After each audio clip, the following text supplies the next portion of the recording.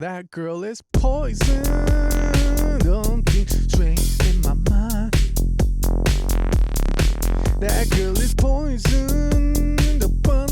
So a lot of you guys sent me a reel where Chris like dropped this track, which is coming out this Friday, called Toxic.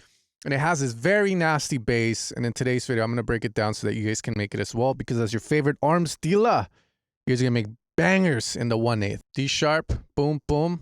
E sharp, F sharp, E sharp, F sharp, E sharp, D sharp, C sharp, boom. So if I had to say anything about the music theory of this, is that it's kept very simple. It's not jumping all over the place. And it's abusing the shit out of these two notes here, which is where we go from white to black. I always teach people in minor scales that the second and the 5 here and the 6 notes in a scale, there's a lot of tension as you go from white to black. It's a half step that occurs.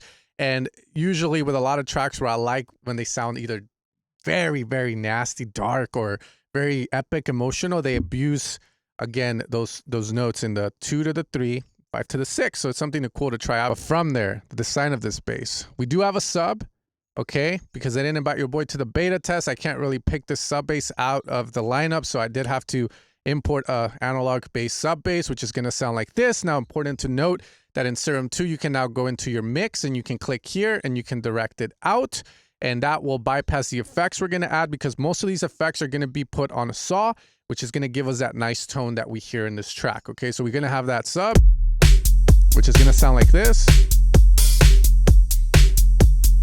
Very deep, right? Okay, and from there, we're going to go here. Now, if you guys want to follow along, you can definitely select a wavetable and use like a sine-based, put that at, and do almost exactly the same, okay? Now, important thing here is the saw. We're going to go with Season 2 wavetables. I feel like we're playing Fortnite now. We're going to go Model D. We're going to pick this saw tone here. You can move the wavetail position here to the saw.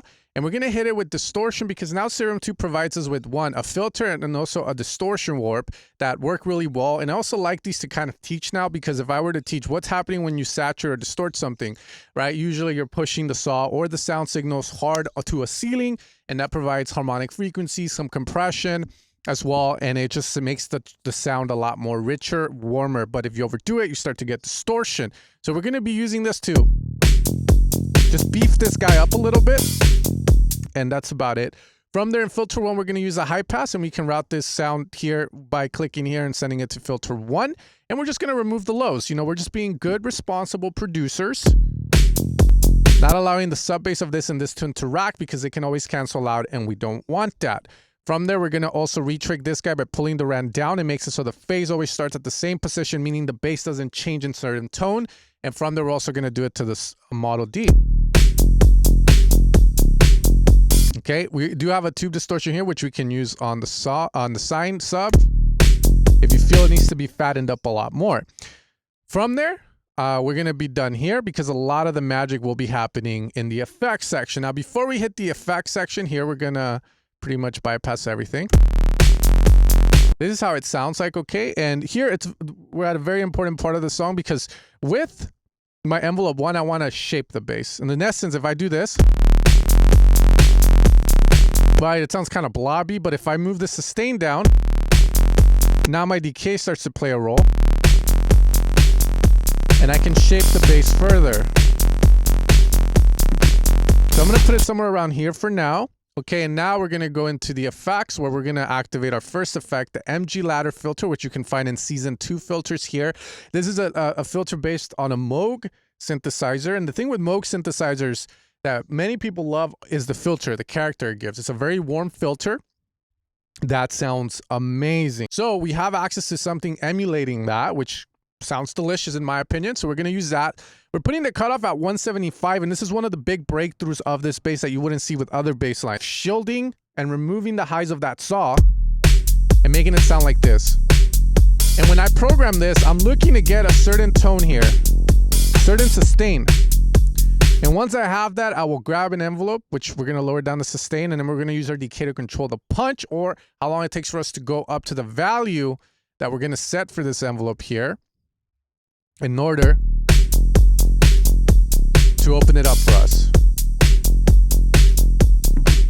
From there, we are going to add a bit of resonance, which boosts where we start to remove the frequencies. And we're gonna put it somewhere around 16, let's say 12 o'clock, 12%. Okay, from there, we're really not doing anything. Just gonna have that. We're gonna increase the sustain so that we don't go all the way down. We still want that note to hold on for a bit. EQ now. And when we EQ, we're trying to either one, accentuate or remove.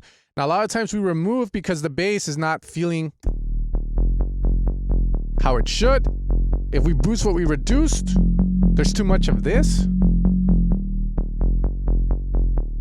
And if you notice, if I remove that, it makes the bass just shine a little more. Okay, now as I'm doing all of this, I am looking at span.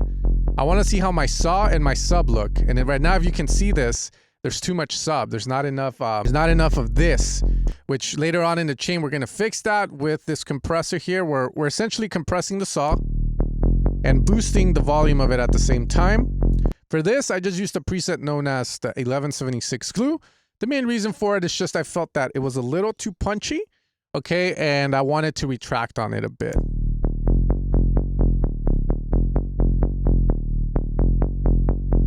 Low attack, release high to control the bass. It also brings up the saw. Okay, and from there, we accentuate the middle part of the bass at 343 by 2.2 dB.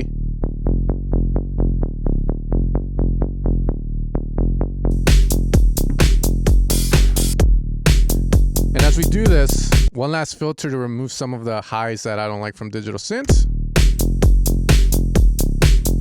Now from here, it's all about dialing this guy in. Too high up, and it sounds rather whack, but just at the right spot, you get the nice cut, and it just sounds very glorious, okay? Thing too I added here was I grab a mod for you guys, because you guys know when I make presets for you guys, I'm always trying my best here, trying to make you guys sound good so you guys can dominate. And we added it to a couple of things. We're gonna move this down. But this is gonna allow us to do the effect that Chris does.